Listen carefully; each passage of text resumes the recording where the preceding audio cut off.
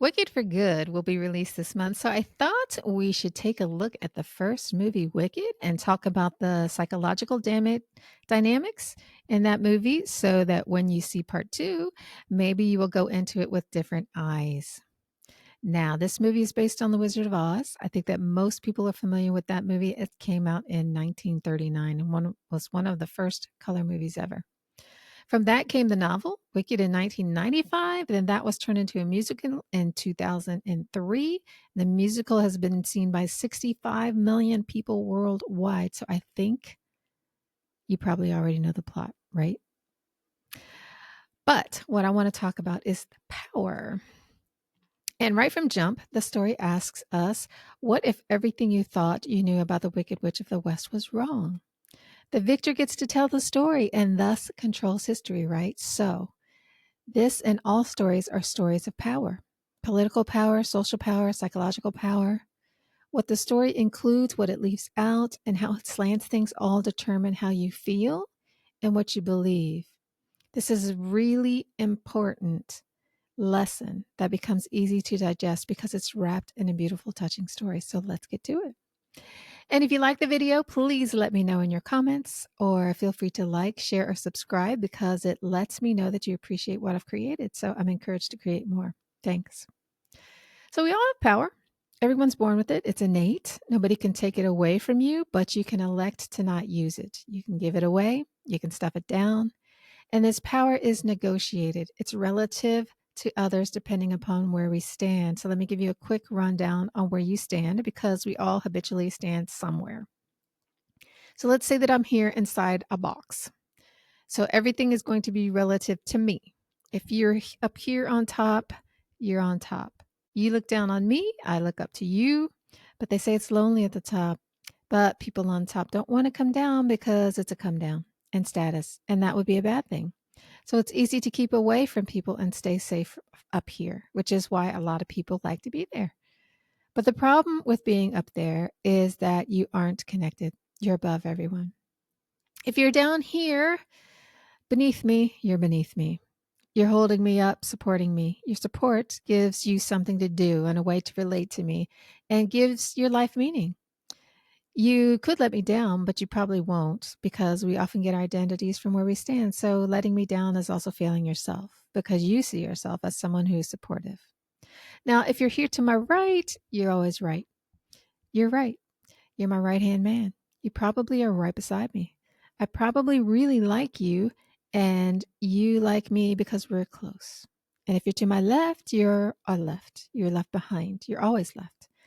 While you're also beside me, I have more power than you because I'm right. Got it? If you're out in front, you are a leader.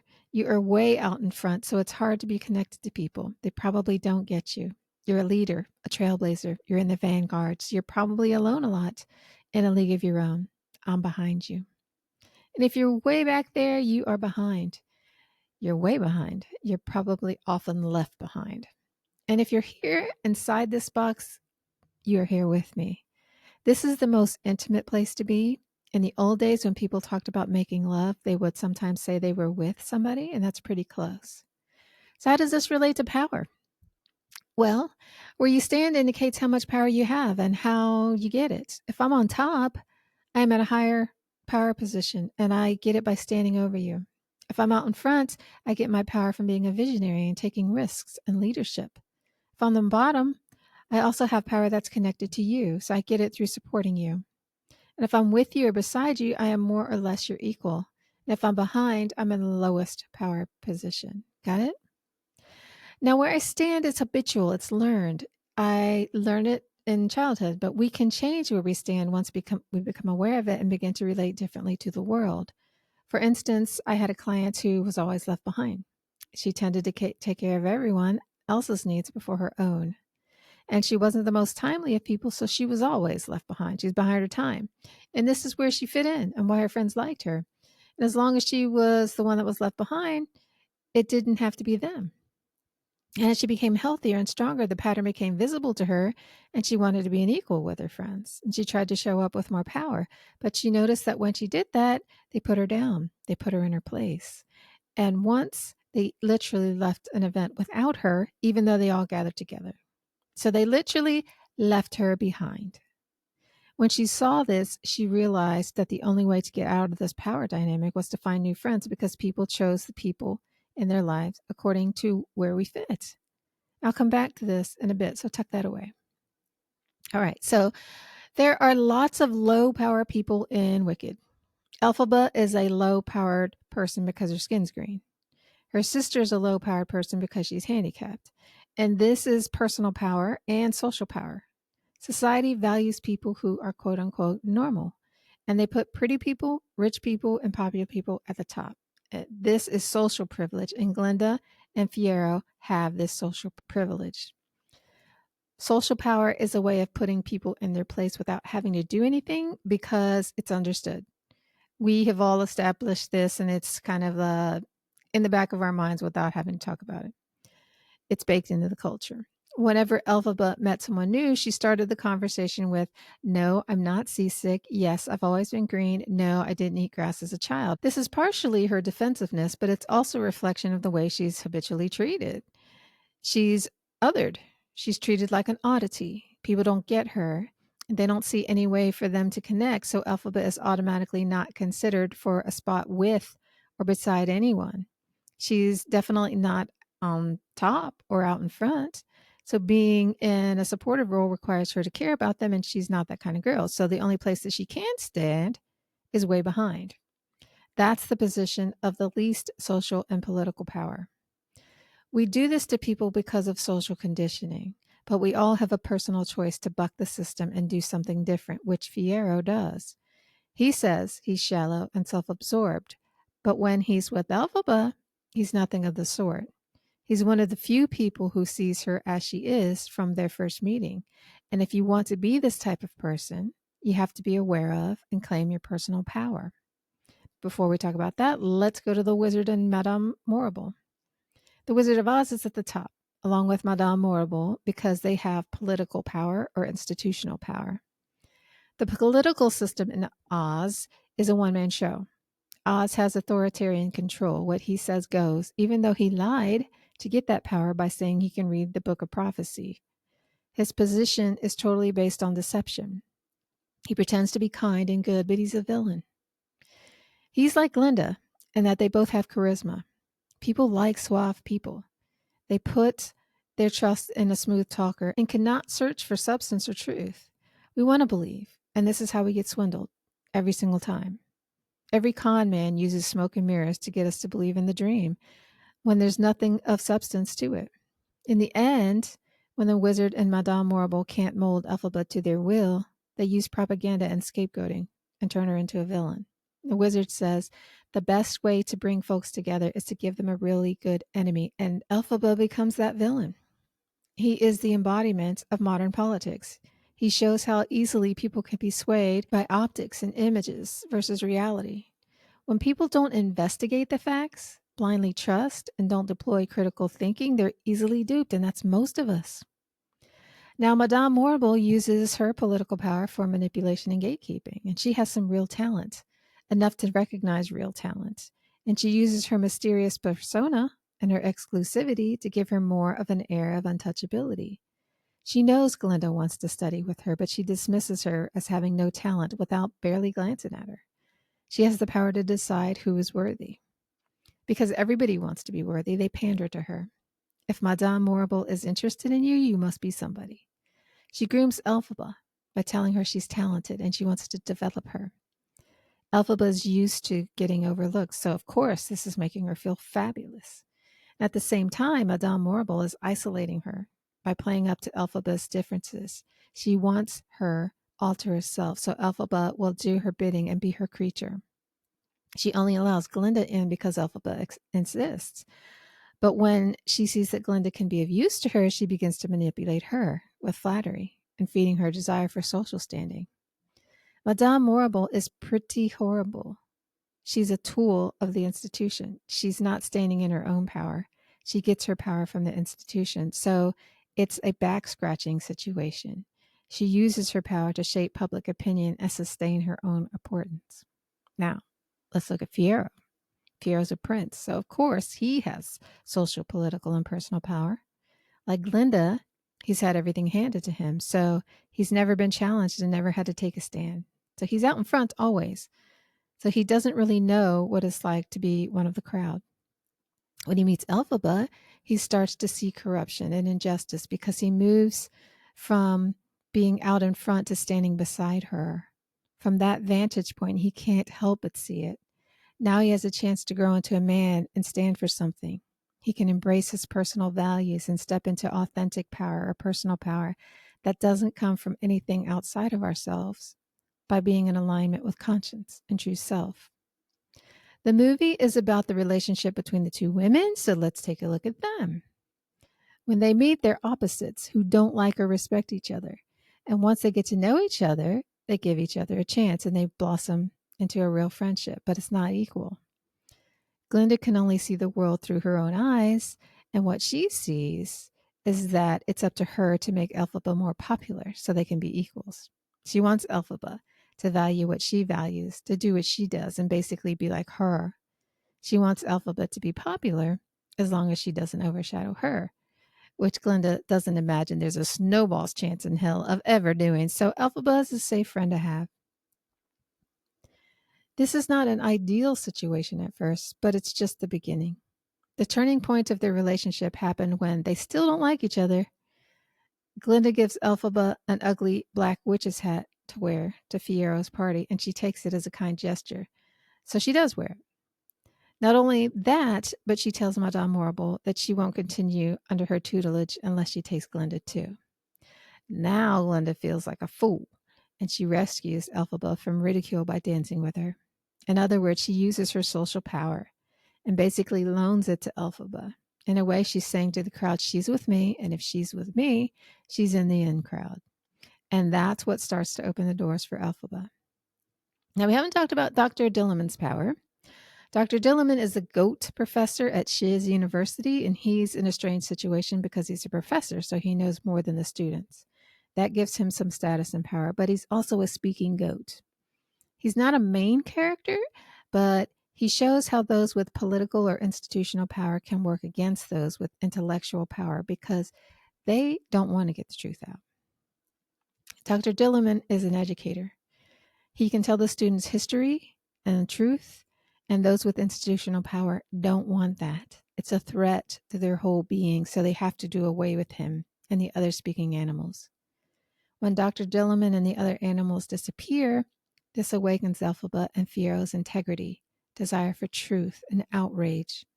All Dr. Dilliman did was to present a challenge to the institutional power by demonstrating another form of power. He shows up with integrity, vulnerability, and dignity, and when he's kidnapped to shut him up, this exposes the cruelty of the Oz system. And at this point, Elphaba isn't aware that it's Oz that's behind all this yet, but she sees how fragile intellectual and moral power is when there's a dictator who calls the shots. If the power is in one hand, all he has to do is silence dissenting voices and erase all contradictory knowledge and ideas. And this shows the vulnerability of those in power. They fear truth more than force because truth exposes the illusions that the power is based upon. We see this in the Pol Pot regime. Pol Pot was a leader of the Khmer Rouge in Cambodia, and he came in as a liberator, then imposed communism on the people. When I visited in 2004, people still wouldn't wear glasses because people with glasses were more likely to be teachers, doctors, lawyers, or at least intelligent, and all the intelligent people were killed first.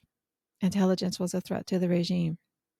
They put landmines everywhere so people couldn't run away from the camps without risking being blown up. And there were tons of amputees who had stepped on landmines everywhere.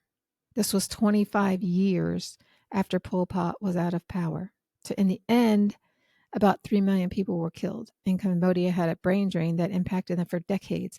So this isn't some theoretical idea. It's already happened. An awakening to this type of truth is what serves as a catalyst to Elphaba and Fiero's rebellion. So Elphaba gets her invitation to Oz, and she takes Glinda with her. Little does Elphaba know, the seeds of disconnect have been planted and taken root. So at first, Fiero's head over heels with Glinda. She's all he sees and lives for her attention, and that starts to change. Then Glinda notices that Fiero is spending time with Elphaba. She doesn't know what they talk about, but she can sense that it has more substance than what they talk about because she can see that her place has changed and her importance is diminished. Glinda tries to rekindle his approval and attention by announcing that she's changed her name from Galinda to Glinda in solidarity with Dr. Dilliman, but he barely registers this. And that's when she realizes that she's lost him. This is a big deal for Glinda because all of this is threatening her identity and power. She's the girl whom everyone likes because she's pretty and popular and rich and charming. All she has to do is flirt, be pleasant, and perform to get anyone's attention and approval. In return, they affirm her status and everyone's happy. Only now, the person whose approval she desires above all isn't giving it to her anymore. She doesn't know who she might be if this goes away, so she's desperate. As the movie goes on and Fiero pulls away, she realizes the way in which power is derived depends on others, and as such is fragile. Now she's got some choices. Does she crush the opposition to regain her throne? Does she shrink away like a coward in a night? Or does she use this as a catalyst to find her own personal power? A power that we all have that doesn't rely on anyone's approval. We don't get to see that in this Wicked. That'll be for Wicked for Good. But back at Oz, Elphaba gets one wish. Everybody thinks it's going to be a wish for more neutral skin tone, but that's not what she wishes for. Unlike most of the people around who only want power for themselves, Elphaba asks for help for the animals. And shortly afterwards, she realizes that the wizard is the one who's behind them being oppressed. And the wizard asks her to work for them. And when she refuses, they accuse her of stealing the grimoire and call her the Wicked Witch. This is when Elphaba's like, okay, it's time to get away from these people. And she asks Glinda to come with her. I mean, how could she leave behind her bestie in this dark place, right? But let's look at it from Glinda's perspective. So Elphaba has been branded a witch, and she looks like she's embracing that. She's taken a stand against the most powerful man in the land, and she's going into exile. She wants to fight for the animals and the oppressed. With what? So she's essentially asking Glinda to abandon everything she's ever known, leave behind her status, become an outlaw, all for solidarity. We don't even know what Glinda really believes in or stands for, and now she's being asked to take a stand? Meanwhile, Madame Morrible offers Glinda a place in the Oz hierarchy. This is a delicious offer that appeals to her vanity while not threatening her popularity or identity. And which would you choose? Clearly, Glinda takes the easy way out and goes for what benefits her. So all throughout this movie, there are power plays. I started off this video by talking about how we negotiate power by deciding where we stand. Power plays are the process of working that out. I might think that I'm on top, but if you think so too, we got to work that out. If we both think we're on the bottom, we have to work that out. Or if we just don't know where each other stands, we have to work it out. It's one of the reasons why kids bully each other. Animals do too. Chickens, dogs, goats, all do this. We're all more comfortable when we know who's in charge, and we all agree on it. As long as the leader is a strong and compassionate leader, it tends to work out. So Glinda glides into Shiz like the queen bee and uses her charm and beauty to sustain that status regardless of who she's talking to. Even when she's singing about making Elphaba popular, she's letting her know that it's okay as long as she's not as popular as Glinda. So Glinda tries to solidify her standing by aligning with the male alpha, Fiero. She tries to sustain her role by siding with the animal rights advocates. And then she allies with Madame Morrible to keep her position. Madame Morrible and the wizard do the same types of things. If your power relies on things outside of yourself, you're always jockeying for position and favor, and that power is always threatened. Elphaba is really an outlier throughout the film. She sees how others see her, as beneath them. And she sort of mentally steps outside of that because she's never seen herself there. She doesn't get her sense of self or power from anyone else. At first, her only relationship is with her sister because to relate would mean that she would have to be beneath or behind, and she doesn't accept that. When she accepts Glinda's friendship, they're on equal footing. She's always on equal footing with Fiero, and Dr. Delamain too. So Elphaba isn't engaging in power plays. If you're solid in who you are and understand that the only real power is personal power, you don't have to engage in power plays. So, what might this look like in real life so that you can see it in your own life? Power plays might be things like if someone is telling you about their nice new car or a fantastic trip they just took, you interject with a story about your nice new thing or a great trip that you took. You might think of it as sharing, but it could be a power play. It could be a way to one up them. Let's say that someone is telling you that they really like a restaurant or book and you tear it to shreds or you're critical of it. Could that be a power play? Could be. You might think, well, I was just being honest, but why not just say nothing? We sometimes put people down or put down what they like in order to raise ourselves up. It's just something to think about. I had someone try to point out an error once to cover up for the fact that they didn't do what they were supposed to do. That's a form of one-upping. If you put someone down to elevate yourself, it's a power play. There are lots of saviors out there. Remember that this is the person on the bottom who is supporting someone else.